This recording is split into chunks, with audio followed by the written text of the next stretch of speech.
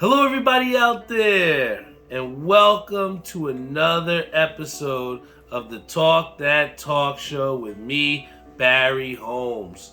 It's just been a eventful week.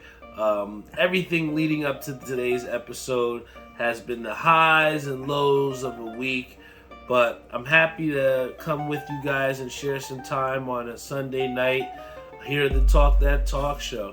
Big shout out to everybody who's tuned in on our YouTube live stream. Everybody's tuned down to our Facebook, our Instagram live stream. We got Ishabad Crane. We got Doc G. I never take for granted the platform which has been given to me to come here and share a bit of my time, my thoughts, things I'm passionate about, and to come here on this show. It's just really something that I look forward to each and every week.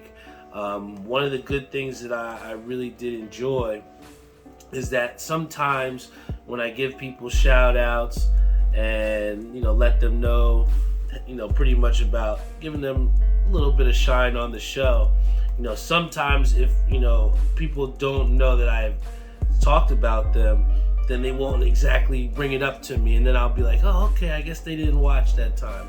But being that I had shouted out Alvin on our last episode, to see him later on, I think it was maybe a day or so afterwards, and see him put in the comments thanking me for giving him that shout out on the show, definitely made all of the things worth it for why I come here on the show.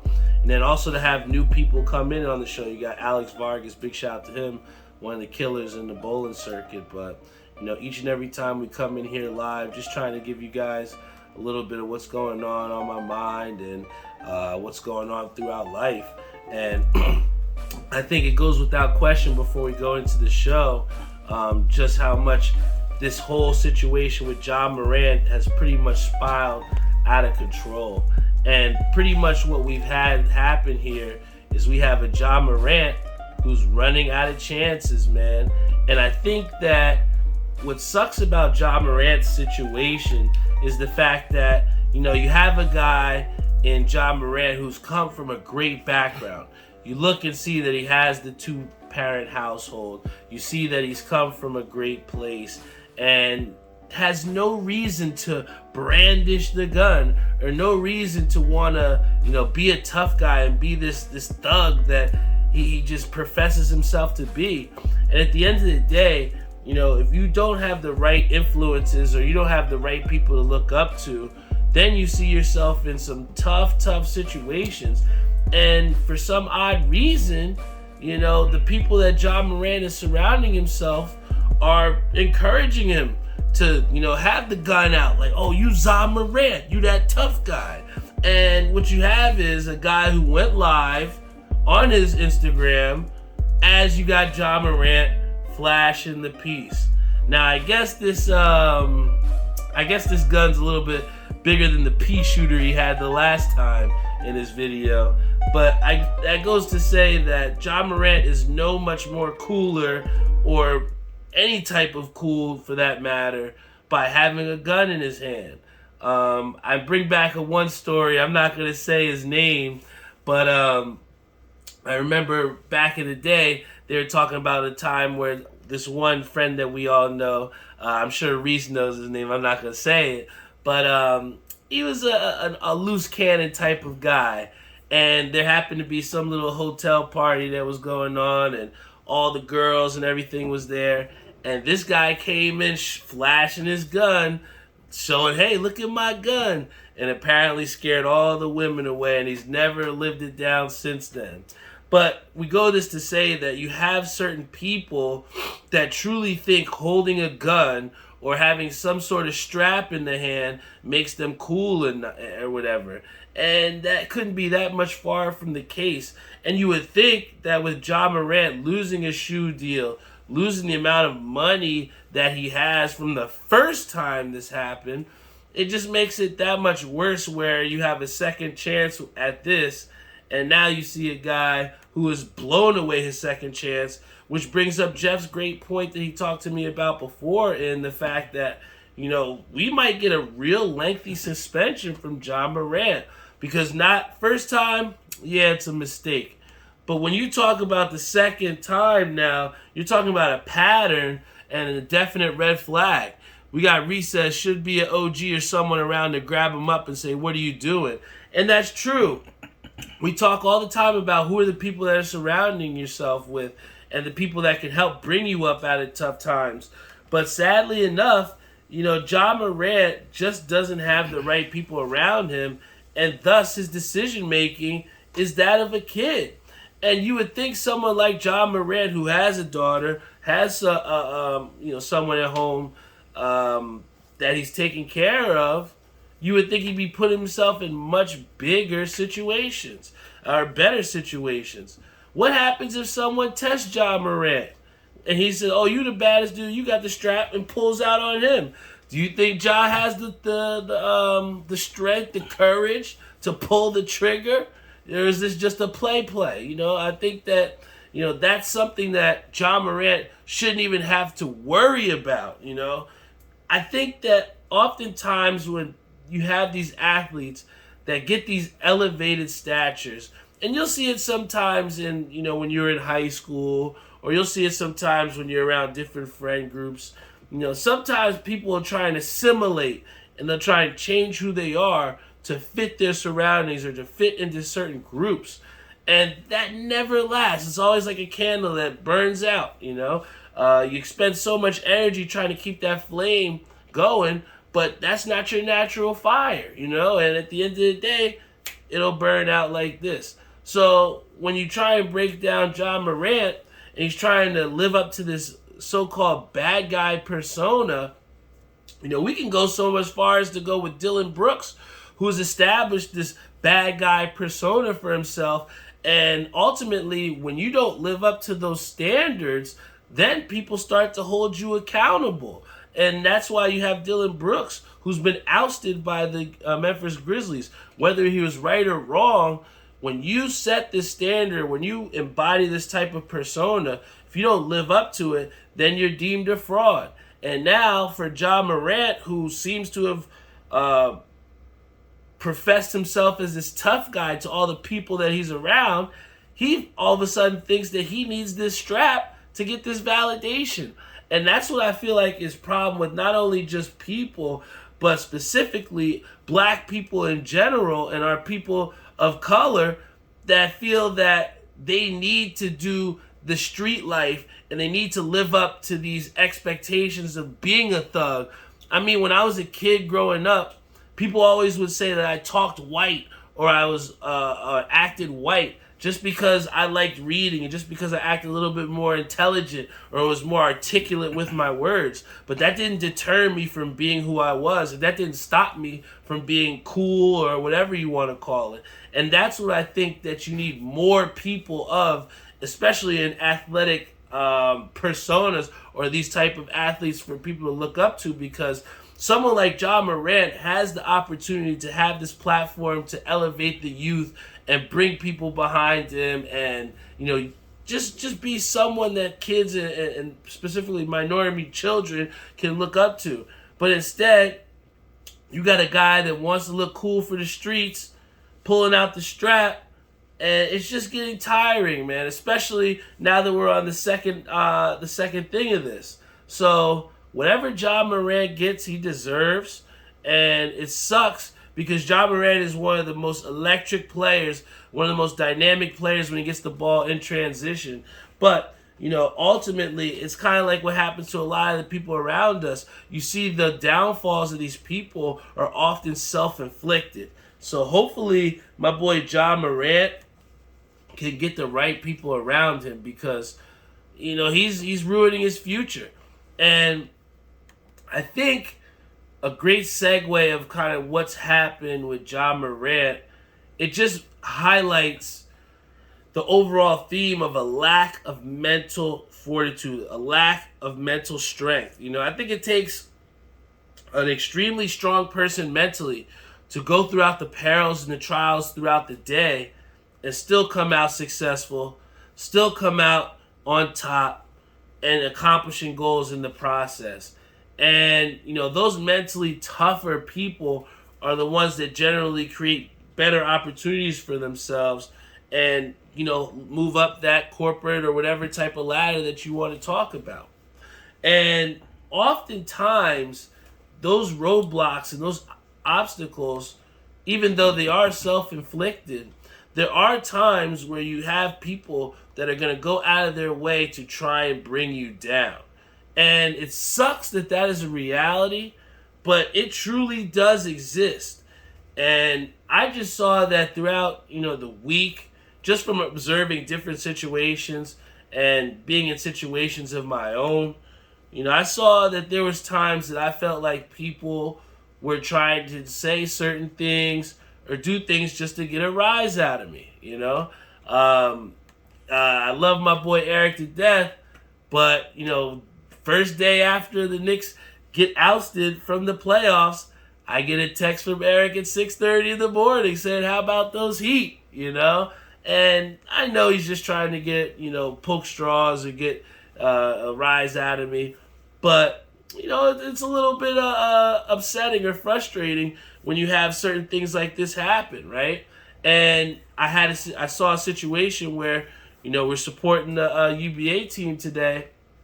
And one of the guys on our team, Curtis, was kind of going a little back and forth with one of the girls that was talking junk from the takeover that we were bowling against. And, I kind of just said to him, I was like, yo, don't go back and forth with her. Just focus on bowling. Because at the end of the day, someone like her whole intentions was trying to get him out of his game. The entire reason as to why she was trying to talk her shit was to get him to stop striking. And in a way, you know what I'm saying, for those 2 times that he was going back and forth with her, she had won because she made him split. And I was just trying to get him to reestablish his focus, because oftentimes when you have people that try and talk their shit, or you have people that are trying to, say certain things, they're trying to get the rise out of you. And like I said, the easiest way for me, when I have Eric, who when I come to sub for his team, and he says, "How about them Knicks?" I just say nothing. I think the biggest thing when you have people that try and, poke the bear or do certain things to you, the best way to try and deter that is just to ignore it, I think that in a way, when you don't feed into the energy that people are trying to draw from you, it kind of leaves them off kilter a little bit. So it's like, hey, I'm not getting the response that I'm looking for. What's going on here? I got to move on to something different now. So I feel as though, and this isn't just specifically, in the situation I'm talking about, but just in general, when you have people that try and, poke the bear with you, or someone like Landis who always tries to say I'm a Nets fan, but we know damn well I'm a Knicks fan. People are just going to try and do certain things to get a rise out of you, and just to get some sort of reaction. And I think that when you do give them that reaction, you've lost, because that's their overall goal. You may have an overall goal that's completely different, but there are sometimes certain people that just have the overall intentions of bringing you down or making you upset or trying to get under your skin. So the best way to try and do that is just ignore it and just focus on the task at hand. I think that, if it weren't for situations like that where people try and test your mental, it's a great litmus test for you to see, just how strong you are, just the way you can try and work through things. So, I think that overall, mentally, life is definitely a very difficult thing, but it's up to us to dictate how our mind reacts to certain things that are put before us, because the way we react to certain things always have a residual outcome, and for me, I just try to lead with things of positivity, and anything that is trying to take me off the path or take off the kilter or bring us away from the overall goal, I've just been trying to, dispel that and move that energy to a different direction, And I think that ultimately the biggest theme for that frustration has been the Knicks. And I'll say this. The New York Knicks, a lot of people, when I first saw that they had lost, I made a post saying, don't talk to me for the next couple of days. Don't talk to me till Monday. And a lot of people were, lending some forgiving insight and saying that, hey, the Knicks had a great season. And I will give the New York Knicks their flowers. The Knicks did have a good season here. There was a lot of bright spots. To come out of a situation where the Knicks didn't make the playoffs last season, there was definitely some vast room for improvement from this New York Knicks team. But to say that there wasn't progress from last year, I'd be lying. I think that with us getting a playoff series win, it definitely gives confidence to the guys, especially the young guys in that locker room that we're looking to build and looking to have stay around Jalen Brunson. Having said that, I think it goes without question to say that the effort we got from Julius Randle was not up to par. And it hurts me to say that because I've been the biggest Julius Randle fan, and I've been someone that has always tried to have his back. But at the end of the day, when you look at the results, when you look at the production, it just wasn't there in the second round. And one could say there was issues with the ankle. I can't say that we would be in the series. We wouldn't have beat Cleveland had it not been for Julius Randle before. But when it came down to the crunch time, when it came down to we needed to get a dub to get it to a Game 7 to come back, Julius Randle just did not show up. We had Gregory Joseph said he let them down, and the attitude. And I think that is something that we really have to talk about here, Greg, because right after, I think it was Game 4, we're talking about what's going on here when the Knicks are down 3-1, and you have the leader of your franchise, you have Julius Randle saying, they just want it more than us. I don't know. I think that when you have a leader that's outright agreeing to the notion that the opposing team wants it more than them. Jeffrey made a great statement to me before, which I totally agree with. And he said that the NBA, these new age guys, they just don't have the heart that a Kobe Bryant or a Dirk Nowitzki or these guys that get to the highest level and just leave it all on the floor. I think the Knicks had one guy out there that left it all on the floor, and that guy was Jalen Brunson. Yes, sir. He gave it everything he had, and even though he made the final turnover, I still don't fault him. Because yes, Josh Hart was wide open, but what did Josh Hart do the last 2-3 times he had the ball wide open? They were terrible bricks. And I know that you have to trust these guys. When you have a team and you have a couple guys that are wide open, and then you start to hold the ball a little bit longer because you see that guy's open, but you saw he's been a little bit cold. I don't know. Maybe I have to do something superhuman like throw a no-look pass to Julius Randle. And it becomes completely understandable why he made that mistake. Because all game long, he was relied on to beat 3 guys off the dribble, get a little bit of space, and make a miraculous shot. That was our offense. And that is not sustainable in the second round of the playoffs. It's not sustainable in the Eastern Conference Finals. It's not sustainable anywhere. And that's kind of what we got. And it's not Jalen Brunson's fault. They talk about, where was the ball movement? We needed to see the ball movement. Dare I say that the ball movement was there. It's just that guys did not knock down open shots. There was a saying, and it wasn't not too long ago. And it was actually, there was a time in the NBA that the 2-3 zone was outlawed. There was a time where in the NBA you could not play the zone because there was a time where the NBA shooters were too good enough to where you could not run a zone. And they thought that this would be unacceptable basketball for us viewers to watch. Now we are in a time where the zone is okay to be played because the shooters are just not as good. And look at the New York Knicks as a prime example. The Miami Heat played a 2-3 zone. If you've played any type of organized basketball, all you know to do is hit the middle, hit the post, turn face, wide open three-pointer on any type of wing. You got your baseline running up and down. The Knicks did it, and look what happened.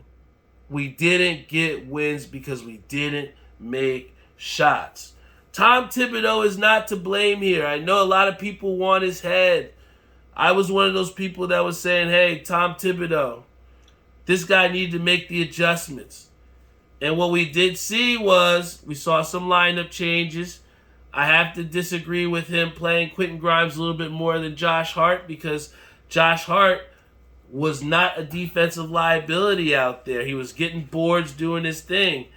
And, you know, the thing that Thibodeau said, he wanted a little bit more three-point shooting. But when you have a guy in Quentin Grimes who is specifically in there to shoot three-pointers and he can't even make three in a fucking game, how do you justify his minutes? You know, how do you justify playing him over a guy in Josh Hart who's giving it his all? How do you justify when Jimmy Butler is out here saying he's going to play 48 minutes? And then you have on our end where we're not playing a Jalen Brunson every minute like he may have wanted, and the time that he goes out, the Miami Heat go on their 11-0 run. These are the things that we can hold Tom Thibodeau accountable for, these decisions. But those decisions did not decide the outcome of the series between the Miami Heat and the New York Knicks. The New York Knicks flat out did not make enough shots. That Game 6 was the best defensive performance of the Knicks all series long against Miami, and they still lost because they couldn't make a fucking shot. That's why they lost. You cannot fault Tom Thibodeau because Tom Thibodeau can't go out there and shoot open jump shots. How many times did you see RJ Barrett missing open jump shots, specifically in Game 6? Because leading up to that, RJ Barrett was one of the more consistent scorers. But the perimeter shooting from the Knicks was their ultimate demise. And Jose Flores has coached at multiple levels. And I'm sure you can help me with this, Jose. If you have an NBA team that's playing a 2-3 zone, it is literally designed to make sure that you can shoot whatever three-pointers you want because we're deciding that you can't make one. And it's extremely frustrating to see that the New York Knicks, as a professional NBA team, are getting beat by a professional team playing a 2-3 zone. It's extremely frustrating. So what it comes down to now is we got to look at the front office and say, who can we put and who can we surround ourselves around a Jalen Brunson? Because if you looked at that playoff series, can nobody tell me that Jalen Brunson is not the centerpiece of the Knicks and someone that you're going to build your franchise around? That's who I'm going to build my franchise around. Right now, I feel like outside of him and Josh Hart, everybody's expendable. Shop them all. Shop them all. I'm serious. I think so. You should definitely try and look to see what you can get for Mitchell Robinson. I think that in times where we have to celebrate him making 2 fucking free throws, that should tell you how despicable it is right now. If we're celebrating, they always tell you, to act like you've been there, right? And if we have to substitute out our best defender because he can't make a free throw, especially in clutch times. That's talking about the last 4 or 5 minutes of a game. You can't have your best defender out there because he can't make a free throw. I'll say another guy you got to put on the trade block. You got to give up Julius Randle maybe. When you say that, hey, this guy can't go up and show up in the top time. You give him the Atlanta series. Okay, that's his first big series in New York. We'll give him that. But now you're talking about the second time, and you had one of your best shots to go far into the playoffs, and you failed to show up but one game of that entire series. I think we're past the point of can Julius Randle do it. I think we can say that Julius Randle is arguably one of the best regular season players that we have in the NBA. He's an all-star. He's good. But when the lights shine their brightest, he just doesn't have that killer instinct. When the lights get too high. I mean, you looked at the guy, and he looked dejected midway through the second quarter. You know? It's extremely difficult, but I would shop him. Emmanuel Quickly.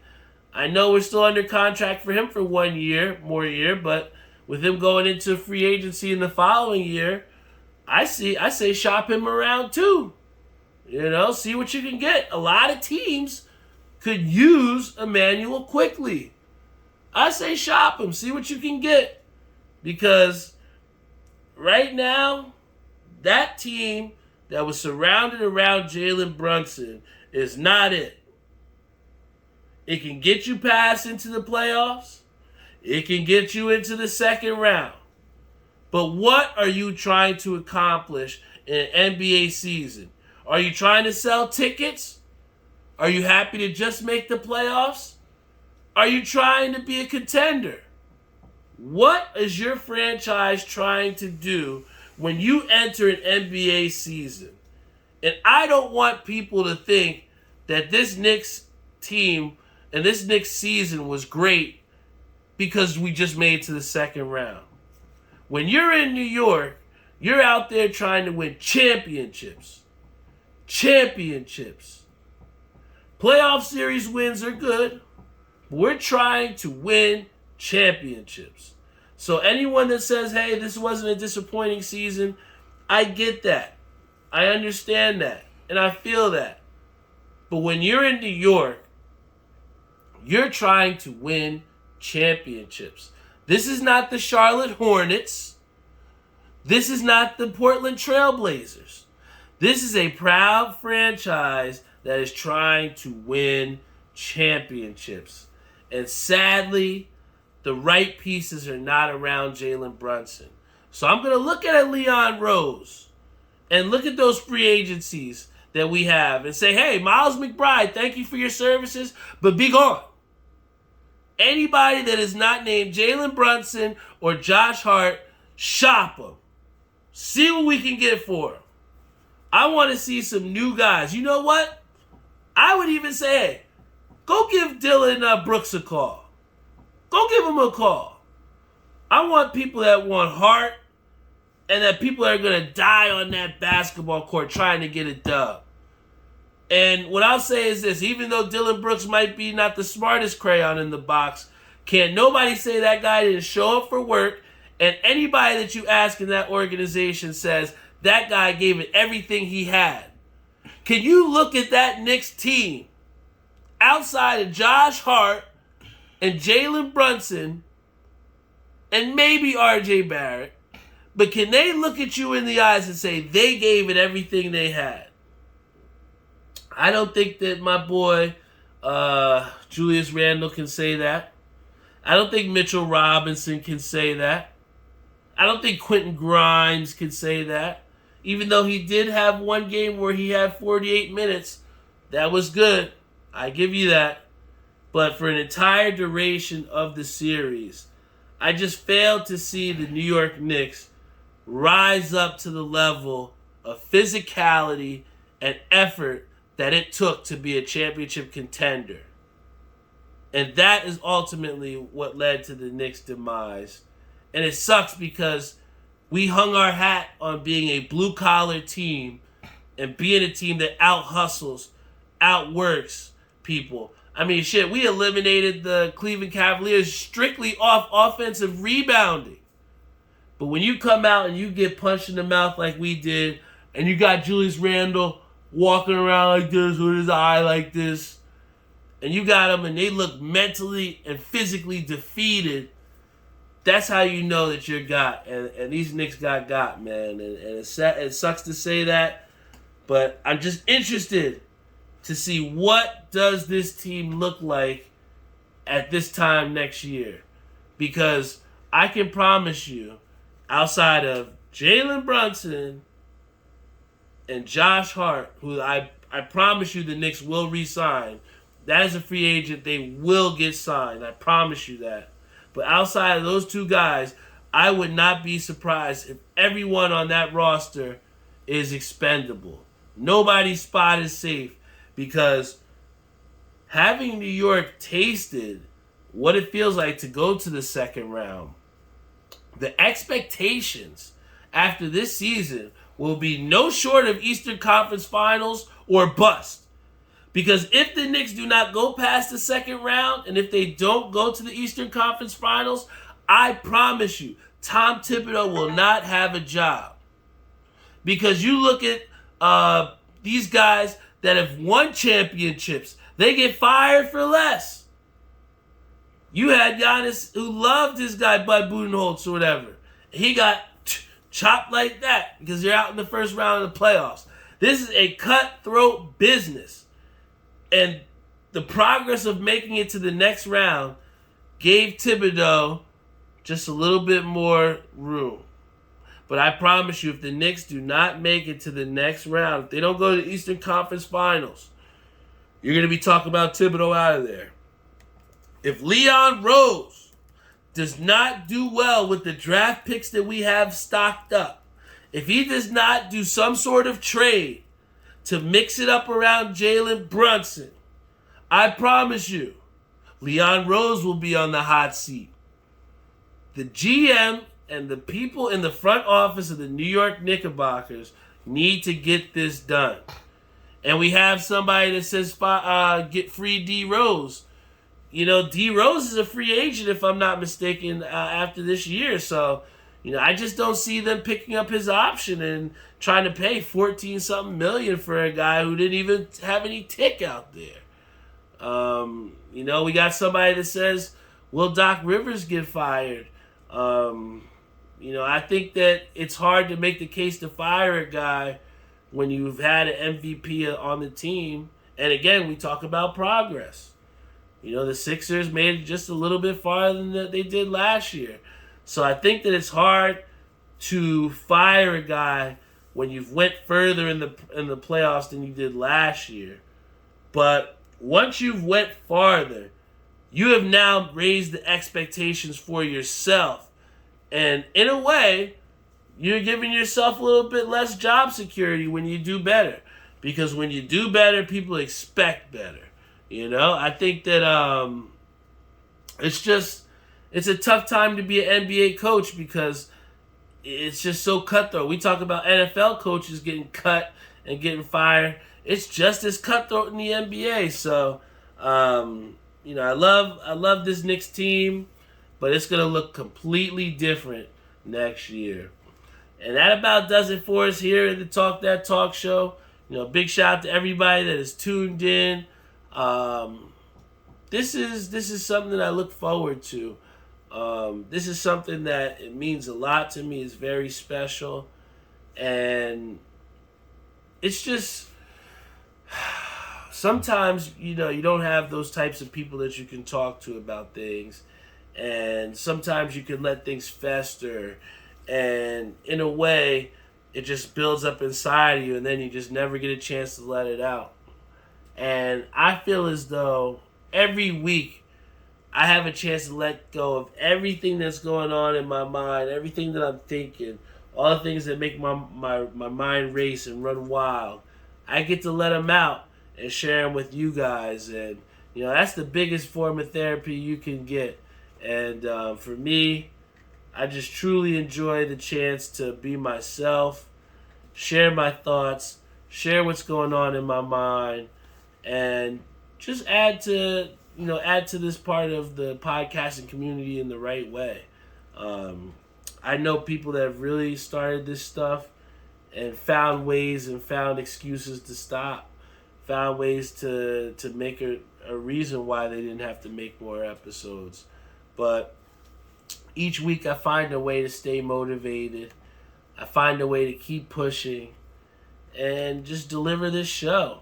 I think that perseverance is one of the greatest abilities that's given to us as human beings. The ability to pick it up and go on to the next thing.